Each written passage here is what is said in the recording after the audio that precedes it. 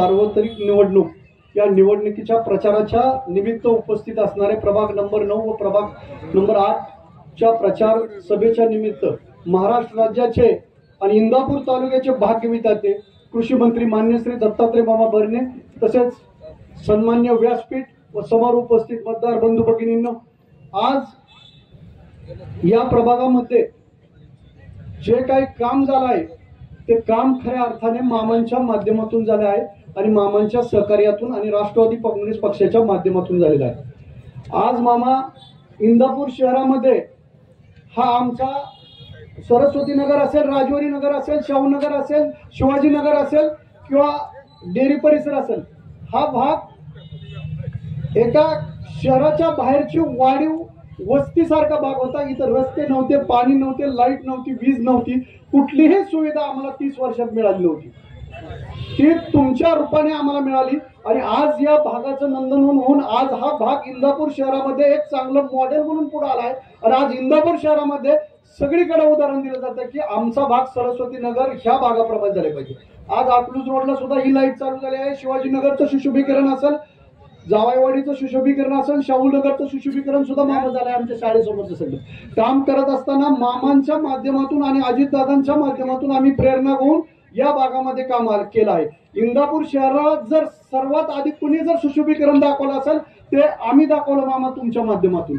शिल्प कोणी बसवले असेल तर ते सरस्वती नगर आपल्या प्रभागामध्ये आपण बसवले असतील। विठ्ठलाचं शिल्प असेल, माऊलीचं शिल्प असेल, शाळेसमोर शिल्प असेल, उदाहरणार्थ मुलीचं शिल्प असेल किंवा खेळणे असेल, शाळेसमोर सुशोभीकरण असेल, क्रीडा संकुल असेल, ITIचं पालखी तळ असेल, ITIची इमारत असेल किंवा अजून आमच्या शाळेची इमारत असेल। शाळेची इमारत सांगायची गोष्ट, मामा जिल्हा परिषद असल्यापासून आमचा 98चा प्रश्न होता शाळेचा। 98 पासून आपल्या भागातील शाळेसाठी जागा नव्हती।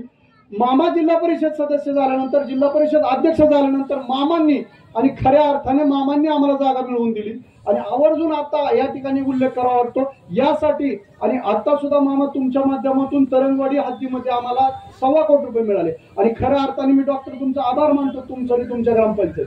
20 वर्ष झालं डॉक्टरांच्या ताब्यात तरंगवाडी ग्रामपंचायत आहे आणि ह्या ग्रामपंचायतने मामा आम्हाला नगरपालिकेपेक्षा जास्त सहकार्य केलं।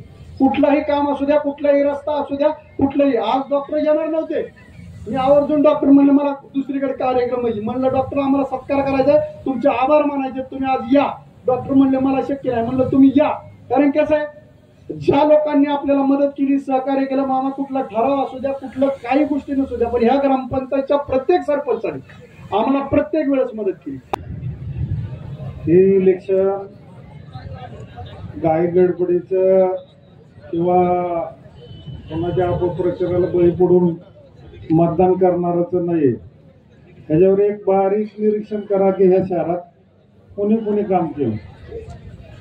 2012ला आम्ही बरेचशेट बरोबर आलो, बरेचशेट उपनाराध्यक्ष होते, मी नगराध्यक्ष होतो। आमची कामाची झडप होती, दोघाला तडप होती, दोघांचं एकमत होत होतं, त्याप्रमाणे पुढं पुढं आलो। ती सत्ता संपली, त्यानंतर 2017चं इलेक्शन झालं, अंकिता भाभी आल्या, त्यांचा बी कामाचा आवाका फार मोठा होता आणि त्यांनी स्वच्छता अभियानमध्ये मी पहिलं एक बक्षीस घेतलं होतं 1 कोटीचं आणि अंकिता भाभींनी 2017 नंतर ज्या सत्तेत आल्यानंतर त्यांनी 5 कोटीचं बक्षीस ह्या इंदापूर शहराला मिळवून दिलं होतं। काम करणारे प्रामाणिक कार्यकर्ते असतील तर हे सगळं काम चालत असतं। मग आमच्या कामाच्या जडणघडणीमध्ये इंद्रेश्वर देवस्थान हे इंदापूरचं ग्रामदैवत आहे। मी थोडा विषय वेगळा म्हणतोय आज, किंवा एक सामाजिक काम पण करावं लागतं जबाबदारीने। बाकीचे रस्ते, गटर, लाईट ही तर व्यवस्था करावीच लागते, पण ह्या गावाच्या जडणघडणीत ज्या देवस्थानचा भाग असतो ते ग्रामदैवताचं काम मला योगायोगाने लक्षात आलं की बाबा ते मंदिरात पाणी येतं। बरेच जण आमचे मित्र कंपनीने विचारलं असं आहे। या इंदापूर शहरामध्ये आम्ही चांगल्या प्रकारचं काम 100% करू असं मी या निमित्तानं सांगतो। या इंदापूर शहराला एक ऐतिहासिक वारसा आहे, एक सांस्कृतिक वारसा आहे आणि राजकीय वारसा पण आहे। आणि हे काम करत असताना आम्ही या इंदापूर शहरामध्ये सामाजिक सलोखा काम करणारी माणसं आहोत आम्ही कुठल्याही जातीभीतीचा वेध मानत नाही आणि हे संपूर्ण शहर हे आमचं कुटुंब म्हणून आम्ही राहतो आणि या कुटुंबामध्ये काम करत असताना काही गोष्टीमध्ये मामा असं म्हणलं जातं की या इंदापूरच्या नगरपालिकेचे नगराध्यक्ष पदाचे उमेदवार आहेत हे फक्त दुकानात बसतात आम्ही पोलीस स्टेशनला येऊ शकतो जोडू शकतो काम करू शकतो परंतु आम्हाला हे सांगायचंय की आम्ही इंदापूर शहर भयमुक्त आणि एक दबावमुक्त इंदापूर आणि एक शांत आणि स्वच्छ इंदापूर आमची प्रतिमा इंदापूर तालुक्याची महाराष्ट्रामध्ये झाली पाहिजे यासाठी आम्ही काम करतोय आम्हाला पोलीस स्टेशनला भांडणं करायचे नाहीत पोलीस आम्हाला जातीय दंगली करायच्या नाही जातीय गोष्टीवर बोलायचं नाही एक सांगतो या इंदापूर शहर हे जातीय सलोखा ठेवणारं शहर आहे आणि या शहराचा हा मानांकन आम्ही कायमस्वरूपी ठेवू एवढं या निमित्तानं सांगतो मामा तुम्ही या शहरामध्ये मदत करत असताना निधी देत असताना सगळ्यात जास्त त्याचं मत तुम्ही बाळासाहेब ढवळेंना दिलं त्यांनी पण या वॉर्डामध्ये खूप चांगलं काम केलंय आणि एक आदर्श प्रभाग कसा असावा या पद्धतीनं काम केलं आहे त्यांच्या जोडीला अजिंक्य जावीर आहेत त्यांचं सामाजिक काम असेल ब्लड डोनेशन असेल या धार्मिक यात्रा असतील आणि जावेद शेख असतील सागर आरगडे असतील आता हे सर्व ताकदीचे उमेदवारी तुम्ही इथं दिलेले आहेत तर हेच रोल मॉडेल आम्ही इंदापूर शहरामध्ये राहून इंदापूरचा प्रत्येक प्रभाग सुद्धा स्वच्छ आणि सुंदर आणि याप्रमाणे कसा राहील याची आम्ही काळजी घेऊ आज इंदापूर शहराला डीपीटीसी मधून टोटल आम्हाला आतापर्यंत शिरसोडी कुवा पुलाची रक्कम धरून या मामांनी या पंचवार्षिक मध्ये 867 कोटीच्या आसपासचा निधी या इंदापूर शहराला दिलेला आहे हेच काम जर मामा आम्ही तुमच्या बरोबर नसताना तुम्ही आम्हाला दिलेत आज मी तुमच्या बरोबर असताना ह्याचे निधीचा आकडा कुठं जाईल पुढचा 0 वाढेल का 2 शून्य वाढतील हे मी आज नाही सांगू शकत परंतु मामा तुम्ही तेवढा निधी नक्कीच देताल एवढंच या निमित्तानं सांगतो मला फक्त मामा एकच गोष्ट सांगायची आहे या इंदापूर शहराच्या दृष्टीने एक खूप महत्वाचा प्रश्न आहे की अतिवृष्टी झाल्यानंतर पाऊस झाल्यानंतर या सर्व भागामध्ये सातपुते वस्तीपासून नरटवाडीच्या भागापासून येणाऱ्या पावसाचं सर्व पाणी या भागातून इंदापूर शहरामध्ये जात आहे आणि ते पाणी जाण्यासाठी आज इंदापूर त्या भागामध्ये कुठलीही व्यवस्था नसल्यामुळं बऱ्याच भागामध्ये पाणी साचतंय लोकांच्या घरामध्ये पाणी जातंय आणि खाली येताना पाणी रस्त्यातून वाहतंय त्यामुळे दुकानदारांची पण खूप अडचण होते तर माझं एक असं म्हणणं आहे की तुम्ही इंदापूरच्या हद्दीबाहेरून हे सर्व पाणी एका ठिकाणी एकत्र आणून एक कॅनल सारखं मोठं गटर करून हे पाणी इंदापूर शहराबाहेर जर काढून दिलं तर हा प्रश्न कायमस्वरूपी मिटेल कारण प्रत्येक वेळी पावसाळ्यामध्ये या भागामध्ये तापीमध्ये या गोष्टीचा त्रास होतो या त्रासापासून मुक्त करण्यासाठी या 5 वर्षामध्ये आपल्याला मामा हे काम करून द्यावं लागेल असं या निमित्तानं सांगतोय आणि या इंदापूर शहरामध्ये जे काही अजून कामं बाकी आहेत ते कामं करण्यासाठी आम्ही सगळे कटिबद्ध आहोत जसं बाळासाहेब ढवळे म्हणले की मी आतापर्यंत निर्णय घेतला होता की अजितदादा पवारांसोबत जायचं आणि आम्ही त्या पद्धतीने आज गेलो घेतात या वार्डात येऊन काहीतरी कोणावर टीका टिप्पणी करतात ते मला सांगायचंय त्यांना आवर्जून की आपण 95 सालापासून कुणाच्या हातात नगरपालिका होती हे तुम्हाला आणि आम्हाला माहित आहे कारण त्याचा असं मी उल्लेख करतो हर्षवर्धन पाटील सलग 19 वर्ष मंत्रिमंडळात होते तेव्हापासून बरेचशा शहा त्यांच्या बरोबर होते आणि त्यांनी त्यांच्याकडे सत्ता असताना हर्षवर्धन पाटलाकडे